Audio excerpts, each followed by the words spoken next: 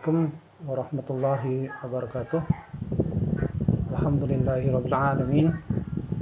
Wassalatu wassalamu ala sayyidil mursalin wa ala alihi wa sahbihi ajmain. Amma ba'du. Selamat berjumpa lagi kepada para siswa kelas 12 DPIB, baik DPIB 1 maupun DPIB 2. Pada kesempatan kali ini kita akan mempelajari materi pengukuran dan peta topografi. Materi ini masuk dalam mata pelajaran menggambar konstruksi jalan dan jembatan yang terdiri dari dua kompetensi dasar. Yang pertama, kompetensi dasar pengetahuan, yaitu memahami data peta topografi, serta kompetensi dasar psikomotorik atau keterampilan menyajikan data peta topografi.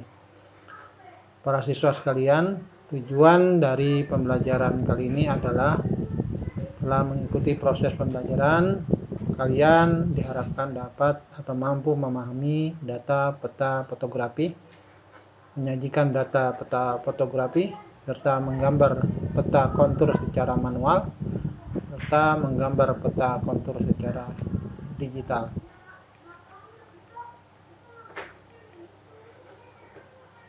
Kita akan mulai. Untuk pada kesempatan kali ini ada hal-hal yang perlu kalian ketahui, bahwasanya kondisi sekarang masih masa pandemi.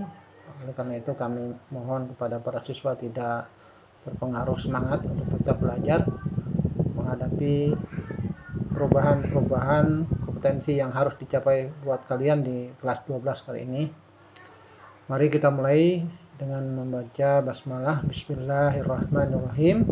Kita akan mempelajari pengukuran topografi dalam mata pelajaran penggambaran jalan dan jembatan dalam kompetensi keahlian desain pemodelan dan informasi bangunan. Ada beberapa hal yang perlu kalian ketahui, bahwasanya sebelum kita menggambar sebuah konstruksi ada tahapan-tahapan yang harus kita lalui. Yang pertama tentu ada data-data yang harus kita kumpulkan sebelum kita menggambar. Salah satunya adalah tahapan pelaksanaan survei. Nah, apa itu survei? Ternyata di sini terbagi dari beberapa bagian. Yang pertama, survei penelitian lapangan, survei pendahuluan, survei lokasi, dan survei konstruksi. Itu survei ini berujung kepada hasil penggambaran konstruksi jalan dan jembatan yang kita harapkan lebih baik.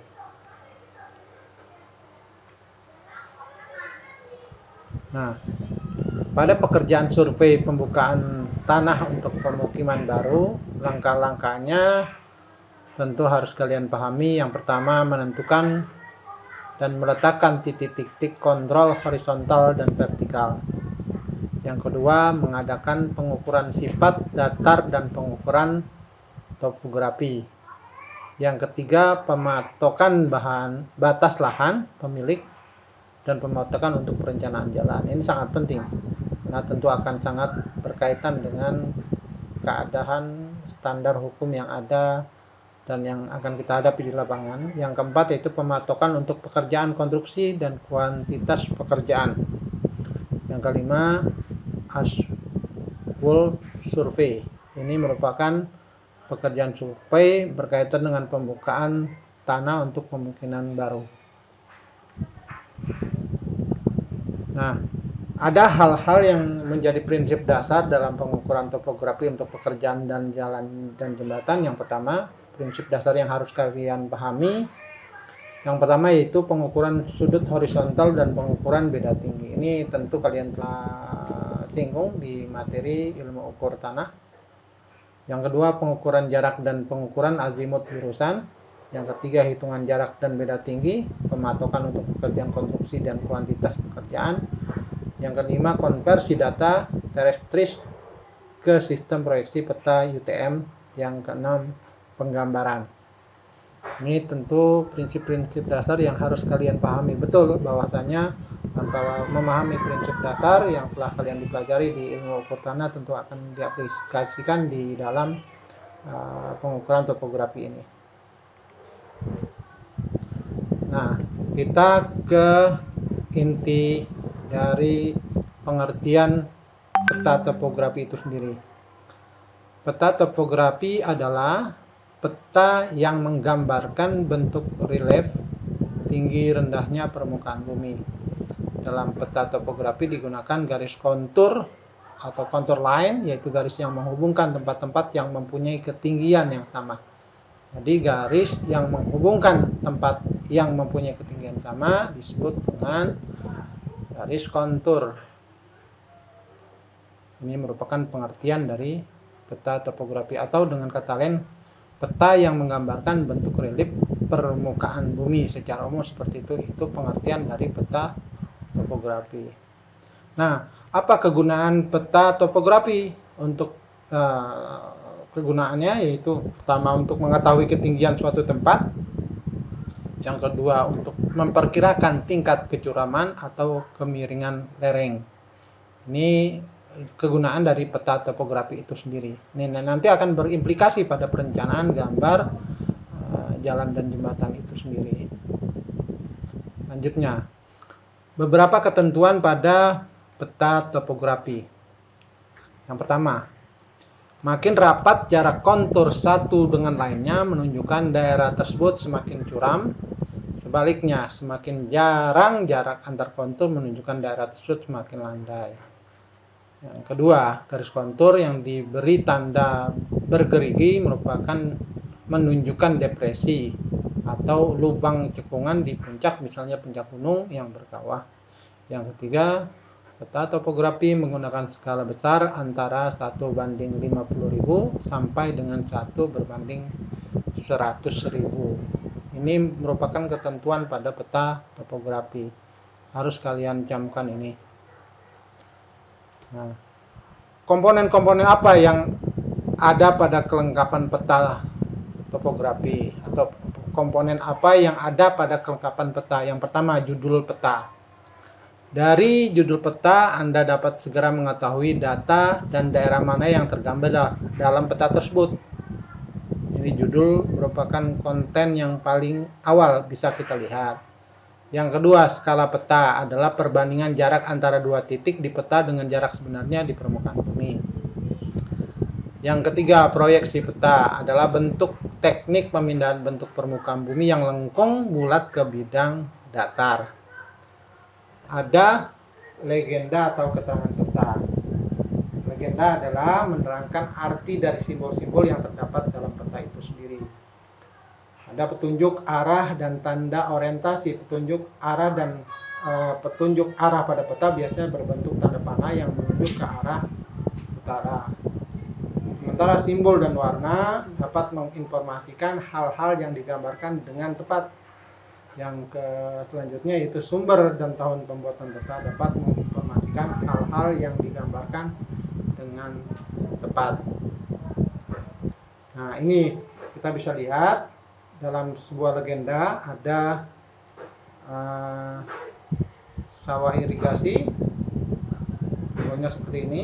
Ada sawah tada hujan, kebun atau perkebunan, hutan, semak belukar, tegalan ladang, rumput atau tanah kosong, hutan rawa.